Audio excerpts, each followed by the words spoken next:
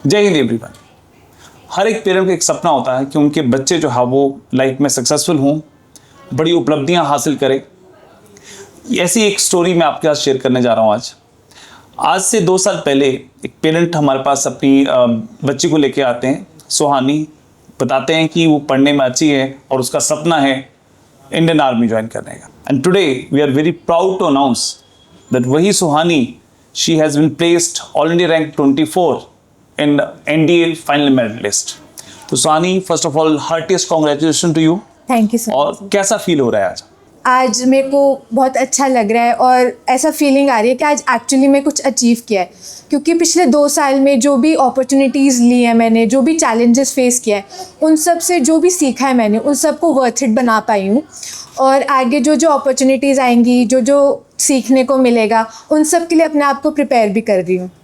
मैं बताना चाहता हूँ, Suhani has been student of our 2 year school in degree programme.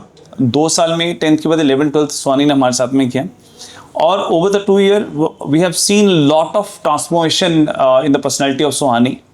और नॉर्मली हमारे पास मैक्सिमम बच्चे जो है वो बोर्डिंग स्कूल में आता है, मतलब रेजिडेंशियल प्रोग्राम ऑप्ट करता है।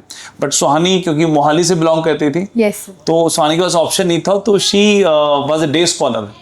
और नॉर्मली हम सोचते हैं कि डे स्कॉलर लोकल स्टूडेंट इसके लिए तो इजी है, घर पे जाना है आना है। बट जब आपका फोकस हो, ठीक है, कि मुझे जाना है, तो उसके लिए यू लुक इनटू द कि आप क्या क्या चीज़ें मिस आउट कर रहे हो। अगर आप हॉस्टल में नहीं हो तो बहुत सारी चीज़ें मिस आउट कर रहे हैं। ये सुहानी का अपना मानना है कि बहुत सारी चीज़ें मिस आउट हो जाती थी।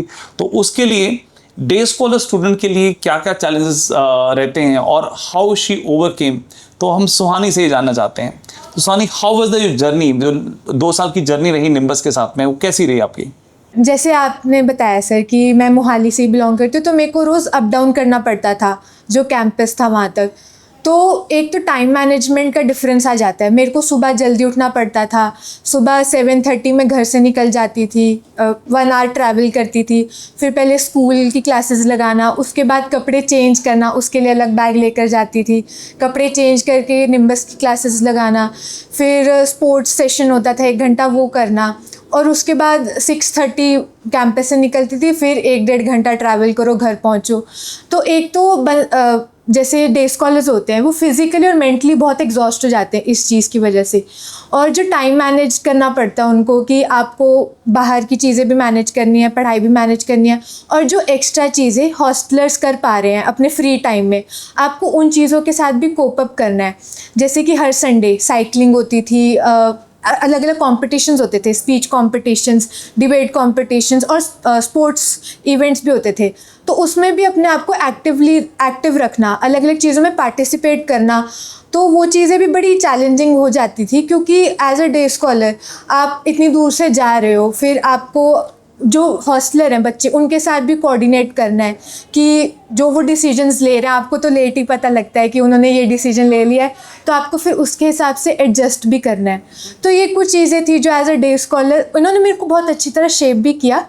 चैलेंजेस थे, but it was rather a fun moment. तो यू कैन सी, देखो, जब हम डिसिप्लिन की बात करते हैं तो discipline is not just getting up कि आज आप सुबह 4 बजे उठ गए और पूरा दिन आप एक्टिव रहे, रात को 11 बजे तक आपने काम किया, और next day you are tired, you are getting up at 10, right, and then you are having fun throughout the day, right. ऐसा नहीं होता। डिसिप्लिन है आप 4 बजे नहीं, आप 5 बजे उठ रहे हो, 6 बजे उठ रहे हो, ठीक है, राइट, बट कंसिस्टेंट हो।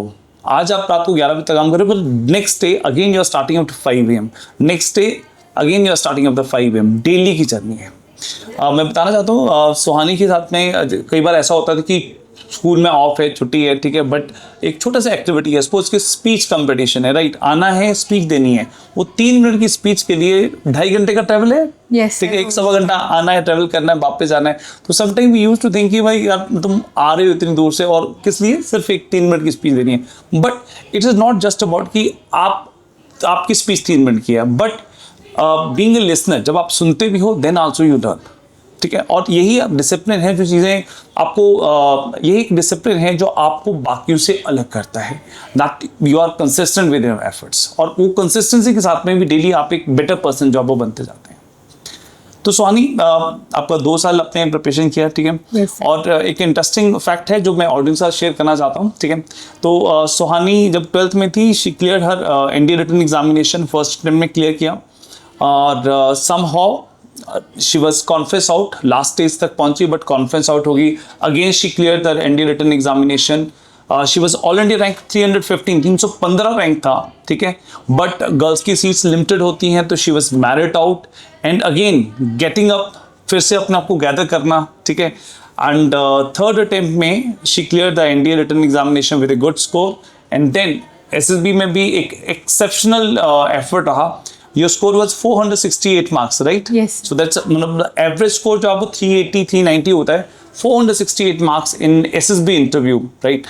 तो and she made it to all India rank 24 rank आया, तो बहुत बड़ी अचीवमेंट है अपने आप में, ठीक है। कई बार हम देखते हैं कि एक कैंडिडेट मेंटली एग्जॉस्ट भी हो जाते हैं कि कंटिन्यूसली जब आप एक स्टेज पे बाहर हो जाते हैं तो आपको you have to start the journey all over again, दोबारा फिर से आपको जर्नी स्टार्ट करनी पड़ती है। So all kudos to your effort, ठीक है, जो आपने फिर से अपना को गैदर किया and you made better performance in every next attempt, right? Thank you sir. तो सुहानी, चंडीगढ़ में आप रहते हो, मोहाली में रहते हो ना, तो चंडीगढ़ में बहुत सारे डिफेंस एकेडमीज हैं, राइट? बहुत सारे बच्चे प्रिपेयर करते हैं, तो why you chose nimbus defence academy? Sir जैसे आपने बोला चंडीगढ़ हब जाना जाता है ये अकेडमीज़ के लिए, और मैंने भी बहुत सारी अकेडमीज़ घूमी, सबका विजन जाना, बट जो निम्बस का विजन था, जैसे निम्बस ने अपना शेड्यूल बताया कि वो कैसे बच्चे को हेल्प करते हैं डेवलप करने में, कि वो कैसे ओवरऑल डेवलपमेंट में हेल्प करते हैं, उनका शेड्यूल क्या रहता है बच्चे के लिए रोज़, तो वो चीज़ें बहुत अट्रैक्ट करी मुझे, क्योंकि 10th के बाद जो सुहानी थी, आई न्यू कि मेरे को सिर्फ अपनी लर्निंग्स पे नहीं but overall development, overall sports होगी, एक्स्ट्रा करिकुलर एक्टिविटीज़ होगी, उन चीज़ों में भी मेरे को काम करने की ज़रूरत है। तो मैंने देखा कि निम्बस उस चीज़ में मेरे को बहुत बड़ी हेल्प कर सकता है, और जो यहाँ पे एनवायरनमेंट है कि 1-on-1 अटेंशन भी मिलती है हर बच्चे को, मतलब निम्बस एक एकेडमी नहीं थी मेरे लिए, तो एक फैमिली की तरह थी ये 2 साल में। थैंक यू सुहानी। मैं बताना चाहता हूँ 10th में के बाद जब सुहानी ने यहाँ एडमिशन लिया था, when she join Nimbus defence academy, तो उस टाइम पे पर Suhani was a good candidate, right? She was good in academics, but जब हम एक्स्ट्रा करिक्स की बात करते हैं, हम स्पोर्ट्स की बात करते हैं, तो वहाँ पर काफ़ी ज़्यादा लैग था। तो but over the period of time देखो, जो एक्सपोजर हमने आपको दिया, जो प्लेटफॉर्म, हम तो प्लेटफॉर्म देते हैं आपको, ठीक है, बट आई मस्ट एडमिट कि she made best use of it.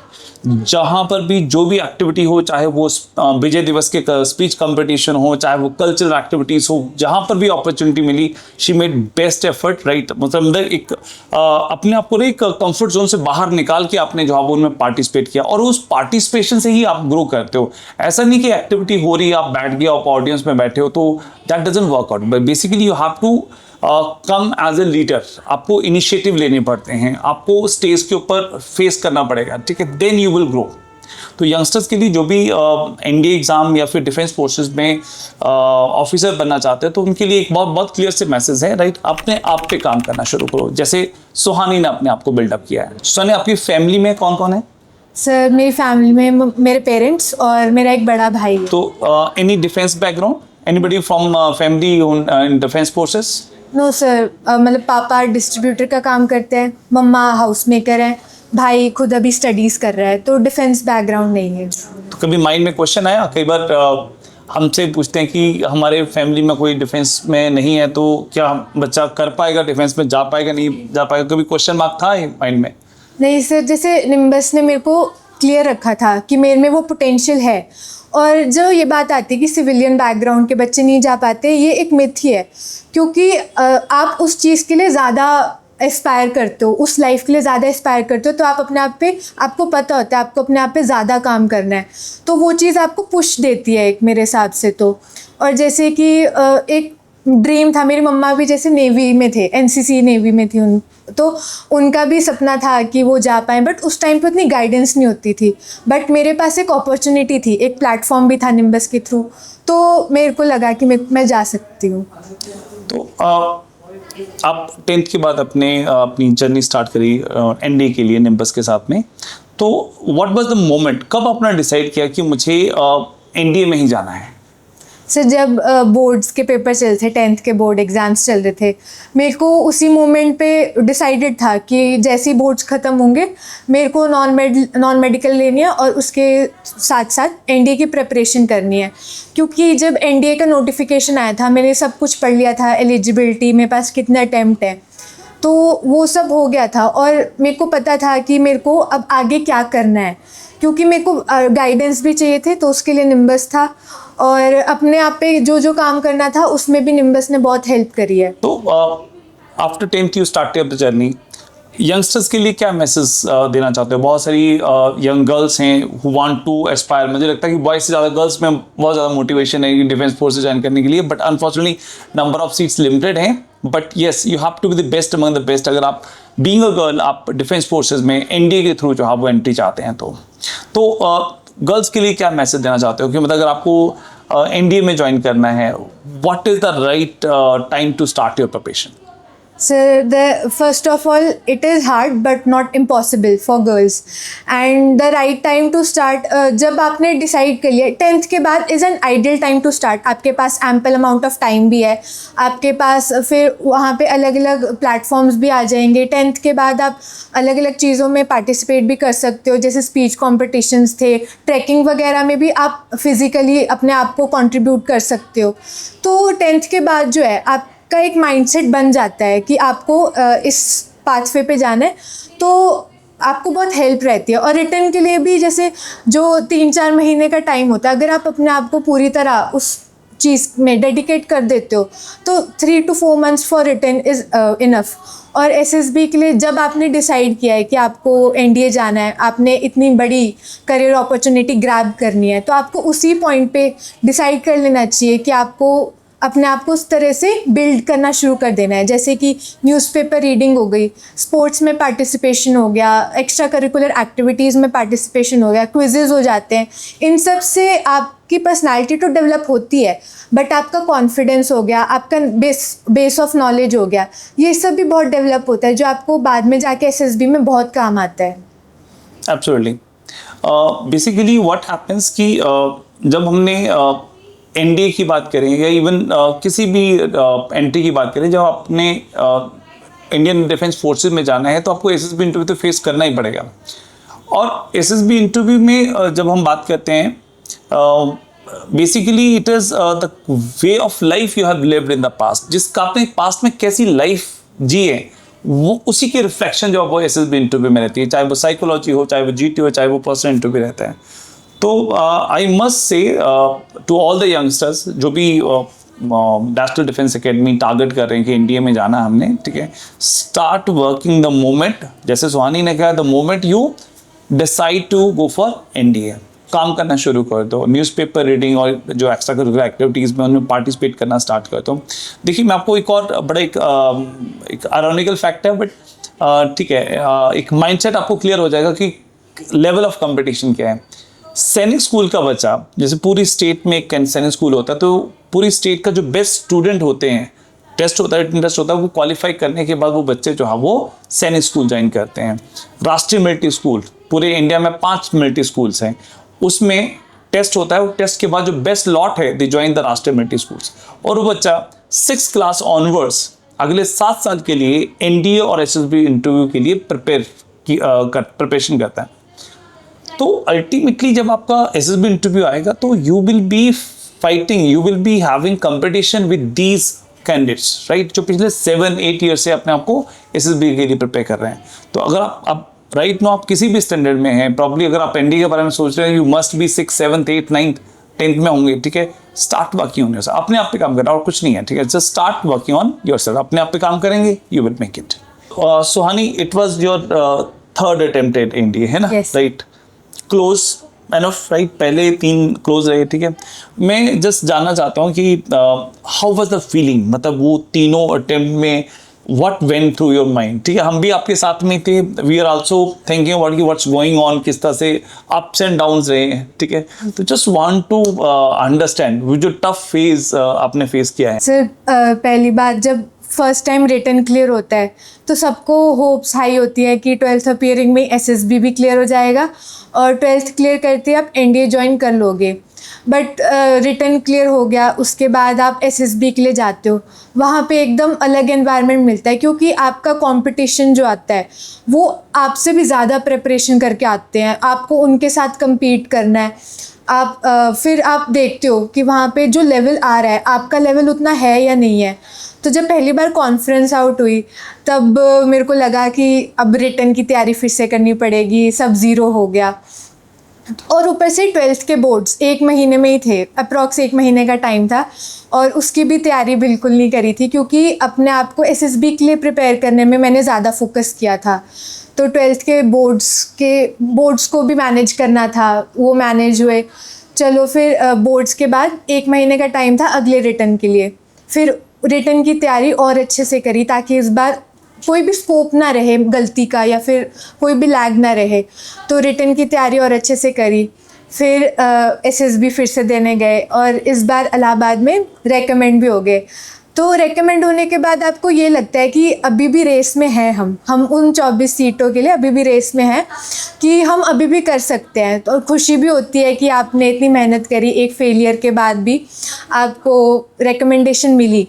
But फिर जब मेरिट आई तो रैंक उतना अच्छा नहीं आया, मैं मेरिट आउट हो गई थी। तो उसके बाद लगता है कि मतलब केपेबल हूँ, बट अभी उतना काफ़ी नहीं है जितनी कैपेबिलिटी है, अभी उसको और पॉलिश करने की ज़रूरत है, क्योंकि डिफेंस फोर्सेस फाइनेस्ट पीपल उठाता है, तो अभी फाइन हूँ, फाइनेस्ट बनना है। तो वो चीज़ थी कि मेरिट आउट हो गई, फिर से सब ज़ीरो हो गया। अब रिटर्न निकल गया था, और इस बार जैसे लिमिटेड लड़कियों का ही रिटर्न निकला, तो इस बार बहुत चैलेंजिंग था, कोई समझ नहीं पा रहा था कि किस बेसिस पे कट ऑफ निकले लड़कियों की। तो फॉर्चुनेटली मैं रिटर्न निकल गया था, और इस बार सेंटर भी बहुत दूर आया था, बैंगलोर। तो ये लगता है कि अब इतना दूर जा रहे हैं तो कुछ तो करके आना है वापस, और लास्ट अटेम्प्ट था मेरा। तो मेरे को पता था कि मैंने जो लास्ट फाइनल पुश होता है अब तो वही देना है। और जो गैप्स थे मेरे पिछले एसएसबी में, मतलब आपको येस नो पता है, बट वो रीजनिंग नहीं पता कि येस नो क्यों है। अब वो रीजनिंग जाननी है मेरे को हर क्वेश्चन के लिए। तो उस चीज़ पे मैंने काम किया इस बार, और बैंगलोर में गई, एसएसबी दी, और इस बार फिर से रेकमेंड हुई, इस बार और ज़्यादा जोश के साथ रेकमेंड हुई। तो फिर उसके बाद फिर से होप्स थी कि इस बार मेरे को फीलिंग थी कि होपफुली मैं रिटर्न हो जाऊंगी। तो सर ऐसी थी जर्नी। गुड। मैं थोड़ा और बताना चाहता हूँ सुहानी की नहीं, सुहानी के साथ में there was another girl, right. दोनों फ्रेंड्स थी, बहुत क्लोज फ्रेंड्स थी, Yogita and Suhani, right. And both clear the written examination. First attempt में एक साथ क्लियर किया। पहले अटेम्प्ट में दोनों कॉन्फ्रेंस आउट थी, ठीक है, एंड देन दोबारा फिर से दोनों ने रिटर्न क्लियर कर दिया। तो at that time Yogita was place in the merit. Yogita जो है वो मेरिट इन हो गई, और सुहानी जो है वो मेरिट आउट थी, ठीक है। और हमारे लिए भी बड़ा एक मतलब एक टफ सा फेज होता है कि दोनों बच्चे हैं, एक साथ उन्होंने प्रिपरेशन करी है, 10th के बाद 11th 12th एक साथ करी है। एक बच्चा ज्वाइन कर रहा है, दूसरा बच्चा जो है वो just because of being girl she is not girl. But otherwise Suhani का जो रैंक था, ऑल इंडिया रैंक 315 रैंक था लास्ट टाइम में। बट गर्ल्स की सीट लिमिटेड है, बॉयज़ में तो 540 रैंक तक जो है वो boys joined NDA. But this time I think Suhani बस क्लियर किया जितनी सीटें हैं हमें उसके अंदर मेरिट इन होना ही होना है, राइट। विदाउट बीइंग कि मेडिकल वाले केसेस को छोड़ के उसके बावजूद भी she is all India rank 24, it's the big achievement. और एक जब सेटबैक लगता है ना, काफ़ी लोग जो आप वो एग्जॉस्ट हो जाते हैं, थक जाते हैं, ठीक है। एंडी की जर्नी ऐसी कि जब आप एक स्टेप पर जहाँ पर आप रुक जाते हैं, ठीक है, then you have to start all over again, दोबारा फिर से जीरो से स्टार्ट करना है, एंड देन जीरो से लेके वहाँ तक टॉप तक पहुँचना है। मतलब एनडी रिटर्न है, फिर एसएसबी है, फिर मेडिकल है, फिर मेरिट है, और फिर गर्ल्स की मेरिट अलग से है, ठीक है। So it's not easy, right. But all credit to you Suhani, right, you have really done a commendable job, right. मतलब मेंटल टफनेस का टेस्ट वो यहीं पर हो जाता है कि आप मेंटली कितने स्ट्रांग हैं, ठीक है। So that has been there. So Suhani, SSB interview में जो निम्बस डिफेंस अकेडमी की जो टीम थी, जो ऑफिसर्स थे, उन्होंने भी गाइड किया आपको, हेल्प किया? Yes sir, definitely sir. तो ऑफिसर्स जो असेसर्स हैं यहाँ पे, जो ब्रिगेडियर केडी सर हो गए, lieutenant colonel Ravi Sharma sir हो गए, विंग कमांडर चहल सर हो गए, इन असेसर्स ने बहुत क्लोजली काम किया था मेरे पे, क्योंकि इन एक्सपेक्टेशंस तो सबको थी मेरे से, और मेरे को भी पता था कि मैं कर लूँगी। तो फिर उस चीज़ों में जैसे जो भी डिफ़िकल्टी आती थी मेरे को किस पॉइंट पे काम करना चाहिए, किस पॉइंट को और शार्प करना चाहिए, बहुत क्लोजली गाइड किया मेरे को। जैसे साइक असेसमेंट होगी, मैंने 2 बार साइक असेसमेंट दी थी, दोनों में क्या डिफरेंस रहा, दोनों में मैं और कैसे इम्प्रूव कर सकती हूँ अपना स्कोर, हर एक फैक्टर जो होता है, हर एक क्वालिटी पे उन्होंने मेरे को बहुत अच्छे से गाइड किया कि आप में ये चीज़ है, आप और आगे बढ़ सकते हो। और जैसे इंटरव्यू में हो गया, जो इतना वास्ट डोमेन होता है इंटरव्यू का, कोई गेस नहीं कर सकता कि आपका इंटरव्यू सिर्फ उसी स्पेसिफिक चीज़ से आएगा या नहीं। बट असेसर्स जो थे यहाँ पे, उन्होंने मेरे को बहुत अच्छी तरह प्रिपेयर किया, जो अलग अलग टाइप के क्वेश्चंस होते हैं उनको कैसे टैकल करना है, अगर कोई out of the box question आ भी जाता है उसको हैंडल कैसे करना है। और GTO में जैसे ग्रुप डिस्कशंस रोज़ प्रैक्टिस करते थे, नॉलेज बेसिस बढ़वाते थे, न्यूज़पेपर रीडिंग उनको डिकोड करते थे न्यूज़पेपर्स को साथ में मिलके सब। और जो ऑब्स्टिकल्स हो गए उनमें भी आपकी अप्रोच क्या होनी चाहिए, उन ऑब्स्टिकल्स को लेके आपने क्या माइंडसेट रखना है, टीम को कैसे आगे लेके चलना है, वो सब चीज़ें असेसर्स ने बहुत हेल्प करी थी। और जो टीम हो गई, जैसे फेलियर्स के बाद भी सब ने बहुत मेंटली सपोर्ट किया और मेरे को पुश देते रहे आगे कि अभी और करना है, अभी करना है। मेरे को कभी भी डिमोटिवेटेड फील नहीं होने दिया। तो इस चीज़ के लिए आई वुड से कि फैकल्टी ने मतलब मेरे को बहुत हेल्प करी है। Right, thank you. So Soni, अभी आप SSB के लिए गए थे, बेंगलोर गए थे, राइट? Yes. तो जस्ट जानना था कि मतलब जो पर्सनल इंटरव्यू हुआ आपका, तो पर्सनल इंटरव्यू में क्या क्या मेजर क्वेश्चंस जो आप वो पूछे गए थे आपसे? सर इंटरव्यू स्टार्ट हुआ था मेरी स्कूलिंग से कि CIQs बहुत जम्बल थे। तो पहले स्कूलिंग से स्टार्ट हुआ कि आपकी कितनी फ़ीस थी मंथली, उसको ईयरली कन्वर्ट करो, स्कूल क्यों चेंज किया, ऐसी क्या चीज़ें, डिफरेंस बताओ दोनों स्कूल्स में। फिर जो हमारा इंटरव्यू था वो ज़्यादातर स्ट्रेंथ वीकनेसेस पे बेस्ड था कि आपके फ्रेंड्स आपके बारे में क्या बोलते हैं, आपके टीचर्स आपके बारे में क्या बोलते हैं। और कुछ ऐसे क्वेश्चंस थे जैसे कि ऐसा कोई इंस्टेंस बताओ जहाँ पे आपने अपनी फ्रेंड की बहुत अपनी कैपेबिलिटी के बाहर जाके हेल्प करी हो, आपके फ्रेंड ने कभी आपकी एकदम आउट ऑफ कंफर्ट जोन जाके हेल्प करी हो। तो पर्सनल रिलेशंस पे क्वेश्चंस ज़्यादा बेस्ड थे। बाकी जो आर्मी नॉलेज थी कि रैंक्स बता दो, सर्विसेज कौन कौन सी हैं, आर्म्स कौन कौन से हैं, और करंट अफेयर्स। बाकी ये सब यहाँ पे निम्बस में भी तैयार करके गई थी, तो मेरे को बहुत हेल्पफुल लगा था वहाँ पे कि ये सब तो मैंने कर रखा है, तो मैं अच्छे से कॉन्फिडेंटली आंसर कर सकती हूँ। और GTO में जो आपका ग्रुप डिस्कशन रहता है, क्या टॉपिक्स रहते हैं, शेयर कर पाएंगे? सो जो पहला ग्रुप डिस्कशन था वो हमने टॉपिक चूज़ किया था कि इंडिया की डेवलपमेंट में आपके हिसाब से कौन सा फैक्टर सबसे ज़्यादा हिंडर कॉज करता है। Right. The first was social and communal division, second unemployment and third was refugee crisis. So मैंने सोशल एंड कम्युनल डिवीजन पे चूज़ किया था क्योंकि इंडिया की अगर स्ट्रेंथ उसकी डाइवर्सिटी है तो कहीं ना कहीं उसकी वीकनेस भी उसकी यही डाइवर्सिटी है। क्योंकि जब हम पॉलिसी मेकिंग की भी बात करते हैं तो मेन चीज़ होती है कि कॉमन ग्राउंड्स पे आना उस चीज़ के बारे में बात करने के लिए। बट जो ये सोशल एंड कम्युनल डिवीजन है ये उस चीज़ को पॉसिबल नहीं होने देती। कई केसेस में कॉमन ग्राउंड्स पे कॉमन डिसीजन आ ही नहीं पाता, कहीं किसी कम्युनिटी के इंटरेस्ट हर्ट हो जाते हैं तो किसी और के फुलफिल नहीं हो पाते। और जो कई पॉलिटिक्स भी आ जाती है इस चीज़ में, as a vote bank use किया जाता है जिसकी वजह से जो ओवरऑल डेवलपमेंट है उस चीज़ पे फोकस नहीं हो पाती। बट इनको कैसे अलग अलग रखना है कि उनके इंटरेस्ट को कैसे कवर अप करना है वही चीज़ पे फोकस करते रह जाते हैं। तो ये मेरे पॉइंट्स थे। राइट। और लेक्चर में क्या टॉपिक रहा आपका? सो लेक्चरेट में मेरा टॉपिक था नक्सलिज्म।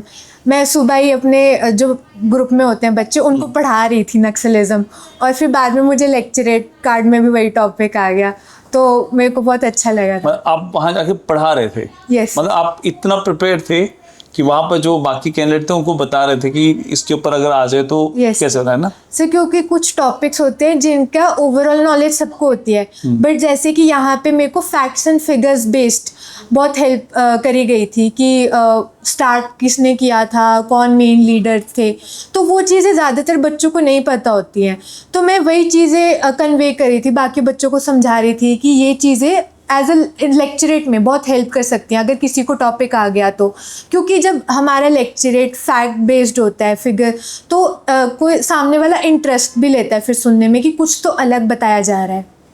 अब अदरवाइज भी जब आपको इन डेप्थ नॉलेज है ना, तो आप बहुत अच्छे से उसको प्रेजेंट कर पाते हो और इंटरेस्ट भी क्रिएट होता है। जो हम इफेक्टिव कम्युनिकेशन की बात करते हैं, इफेक्टिव कम्युनिकेशन कुछ नहीं है, आपको नॉलेज है, उस नॉलेज को अच्छा आप प्रेजेंट कर पा रहे हो, that is effective communication, so that the people, जो ऑडियंस है सामने बैठे हो, they are listening to you with interest, right. Yes, sir. तो अल्टीमेटली एक और चीज़ जो मैंने आपने जो बताया, मतलब अल्टीमेटली जब आप किसी और की हेल्प कर रहे हो ना selflessly, then God helps you automatically, है ना, right? मतलब she was basically guiding others and she got the same topic. एक तरह से मतलब भगवान आपका रिवीजन करवा रहे थे उस टाइम की, बेटा ये इसको रिवाइज कर ले, ये आने वाला अभी है ना, ठीक है, बहुत बढ़िया। सो स्वानी, आज हम बहुत सारे यंगस्टर्स से डील करते हैं, हमको बताते हैं कि बेटा you have to remain focus, you have to discipline and focus, right. दो चीज़ें करोगे हो जाएगा, राइट। बट आज की डेट में यंगस्टर्स हमारे बहुत सारे डिस्ट्रैक्टेड हैं, ठीक है, माइंड है बहुत सारी जगह पर उनका एक्टिवेट रहता है, ठीक है, so this leads to distraction. So Swani, मुझे लगता है कि आप you have made it to the final, right. तो अल्टीमेटली आपके साथ जो बच्चे ज़्यादा अच्छे से रिलेट करेंगे, तो क्या मैसेज देना चाहते हो, मतलब जो जर्नी थी, वाज इट दैट ईजी? नहीं सर, जर्नी ईजी नहीं थी, बट फुल ऑफ चैलेंजेस के साथ उतनी एन्जॉयबल थी, क्योंकि जिस करियर को आपने चूज़ किया है, आप देखते हो कि वहाँ पे बहुत सारी चीज़ें हैं जो आप कर पाओगे फ्यूचर में, और उसके लिए आपको अभी से बेसिस स्ट्रॉन्ग करना है। और जैसे डिस्ट्रैक्शंस की बात होती है, तो डिस्ट्रैक्शन सबकी लाइफ में आते हैं, बट आपको अपने एम को लेके क्लियर होना चाहिए कि जब आप अपने एम को लेके क्लियर होगे तो आपको पता है कि आपको अपनी एनर्जी, अपना टाइम कहाँ पे इन्वेस्ट करना है। वो छोटी सी इन्वेस्टमेंट भी आपको बहुत इफ़ेक्ट करेगी फ्यूचर में जाके। उस टाइम पे तो लगता है कि 1 घंटे की बात है, 2 घंटे की बात है, बट जब आप उसको लार्ज स्केल पे देखते हो तो वो 1-2 घंटे का ही डिफरेंस होता है जो डिफरेंस क्रिएट करता है। और जैसे कि यंगस्टर्स हैं, मैं तो यही कहूँगी कि बस कंसिस्टेंट रहना है, क्योंकि मैंने अपने साथ के बच्चों को भी देखा है जो एक बार फेल होके डिमोटिवेटेड हो जाते हैं और अपने एम को छोड़ देते हैं। बट मैं ये सजेस्ट नहीं करूँगी, मैं यही सजेस्ट करूँगी कि बस जितने अटेम्प्ट है अपनी फुल पोटेंशियल तक अपनी फुल एनर्जी देते रहो उसमें, क्योंकि कहीं ना कहीं तो वो हेल्प करेगा। अगर अभी नहीं तो आपकी पर्सनालिटी, आपको पता लग गया है कि किस पाथ पे काम करना है, आप उस पे काम करते रहोगे। कई बार सीट्स कम है जैसे लड़कियों की, बट लड़कियां होती हैं, लड़कियों का जो थ्रेशोल्ड होता है वो भी उतना ही ज़्यादा है। तो फिर लड़कियां जब तक काम करती रहती हैं ना अपने ऊपर, तो वो कर लेती हैं कभी ना कभी। तो बेटा स्टे फोकस्ड, अपने आप पे काम करो और फोकस्ड रहो। चैलेंजेस तो रहेंगे, है ना, और वो ना पेनफुल, कोई चैलेंज है ना, कोई भी टास्क है, वो पेनफुल तब लगता है जब हम उसको एंजॉय नहीं करते। When we start enjoying it, right, जैसे सपोज आप गेम्स खेलते हो, ठीक है, आपको जो गेम बहुत पसंद है वो धूप में भी खेल रहे हो तो आपको पेनफुल नहीं लगता। बट अगर मैं या घर वाले किसी टास्क को बोलें जो आपको पसंद नहीं है, वो घर पे बैठे रूम में, एसी रूम में बैठे हैं, still you will not enjoy. अगर एंजॉय नहीं कर रहे हो ना आप लोग, तो वो पेनफुल लगता है कि मैं क्यों ही कर रहा हूँ उसमें। And it is more about the priorities, कि आपकी प्रायोरिटीज़ क्या हैं। अगर आपकी प्रायोरिटीज़ हैं, जैसे हम बच्चों को रेगुलरली, हर बच्चों को एक न्यूज़पेपर प्रोवाइड करते हैं कि you have to read newspaper, daily पढ़ना है, we make it mandatory over here. But अब न्यूज़पेपर पढ़ने से स्लोली धीरे धीरे आपके पास नॉलेज का इतना बड़ा भंडार हो जाता है ना, आप किसी भी टॉपिक की बात कर लो, यू विल बी मतलब फ्रीली आप 10 मिनट, आप 3 मिनट का आपका लेक्चरेट होता है, आप 10 मिनट तक बात कर पाएंगे। बट देखो प्रायोरिटीज़ की, न्यूज़पेपर तो आपके पास आ गया, आपके हाथ में, ठीक है, अब उसको रीड करना है, पढ़ना है, वो प्रायोरिटी आपकी है। कि पढ़ना तो मुश्किल नहीं है, अगर मैं कहूँ सिर्फ न्यूज़पेपर पढ़ के जो आपका एसएसबी क्लियर हो जाएगा तो बहुत आसान है, ठीक है, राइट। बट वो न्यूज़पेपर पढ़ना तो ईजी है, नहीं पढ़ना उससे भी आसान है। It is just about the priorities, है ना, ठीक है। So when priorities are clear, result हमारे सामने है जहाँ पर प्रायोरिटीज क्लियर थी कि मुझे करना ही है, ठीक है, राइट। और जब आप एक सिंगल फोकस के साथ एफर्ट डालते हो, you definitely get the result, ठीक है। तो डिस्ट्रैक्ट नहीं होना है, फोकस रहना है, and you will be there at national defence academy. So Swani, you have been part of Nimbus family in a way, है ना, 2 साल रहे, ठीक है। Any words for Nimbus defence academy? Sir, मैं जो मेरी सक्सेस है, जो भी मैं कर पाई हूँ अभी इन 2 सालों में, जितना भी डेवलप कर पाई हूँ, रैंक 24 ला पाई हूँ, मैं तो बोलूँगी कि निम्बस की वजह से ही हुआ है। क्योंकि जिस 10th के बाद बहुत सारे ऑप्शंस होते हैं सबके पास कि जेई की तैयारी भी कर सकते हैं, नीट की भी कर सकते हैं, बट जब माइंडसेट बन जाता है, उस माइंडसेट को कंटिन्यू रखना भी बहुत मुश्किल होता है। एक कॉन्टीन्यूस मोटिवेशन, एक्सटर्नल मोटिवेशन भी चाहिए होती है, जिसमें निम्बस ने बहुत हेल्प करी है। और जैसे कि मैंने बताया कि अलग अलग एक्टिविटीज़ होती हैं, जैसे पढ़ाई के सिलेबस का तो मैं सिलेबस तो अच्छी तरह कवर करवा ही देते हैं निम्बस वाले, बट उसके अपार्ट जो चीज़ें होती है, जैसे कि स्पीच कॉम्पिटिशन्स होते थे, हम लोग सब मिल के ट्रैकिंग के लिए जाते थे, बरोड गए थे, तो वो जो एक्स्ट्रा चीज़ें होती हैं वो सिर्फ एक ट्रिप नहीं थी, वहाँ पे बहुत सारी रिस्पॉन्सिबिलिटीज़ भी मिली मेरे को, वहाँ पे बहुत सारी अलग अलग चीज़ें सीखने को भी मिली। तो वो चीज़ें थी जहाँ पे एक्चुअल पर्सनालिटी डेवलप हुई थी। जो उस क्लासरूम के बाहर जो लर्निंग होती है, मेरे हिसाब से वो असली लर्निंग होती है, जो प्लेटफॉर्म निम्बस ने दिलवाया। जो यहाँ पे टीचर्स थे उन सब ने बिलीव रखा, मेरे को कांस्टेंट ऐसे टाइम टू टाइम फीडबैक मिलता रहता था असेसर से। केडी सर जो थे वो बड़ा मतलब मेरे को हेल्प करते थे कि वो उन्होंने लिस्ट बना के दी थी कि करंट टॉपिक्स ये चल रहे हैं, ये तो पक्का करके जाना है। जो रवि सर थे वो ग्रुप डिस्कशन में टाइम टू टाइम फीडबैक देते थे कि कौन सा पॉइंट किस तरह से और अच्छा हो सकता है। जो चहल सर थे वो भी जीटीओ में बहुत मदद करते थे ऑब्स्टिकल्स में, कि अभी स्ट्रेंथ बढ़ानी है। और जो बाकी फैकल्टी थी, जो ओवरऑल डेवलपमेंट है, उन्होंने ही करवाया है। और निम्बस तो एक्चुअल में मेरी एक फैमिली जैसी थी, मैं तो उनके बच्चे की तरह थी कि जितने प्यार से निम्बस ने रखा है। क्योंकि इन 2 सालों में ऐसा बहुत कम था, एक 2 संडेज़ ही होंगे जब मैं घर पे होती थी, बाकी मैं 7 के 7 डेज़ मैं घर के बाहर होती थी, या तो निम्बस में होती थी या तो निम्बस की किसी एक्टिविटी में होती थी। तो मैंने फैमिली से ज़्यादा टाइम इन 2 सालों में निम्बस के साथ बिताया है।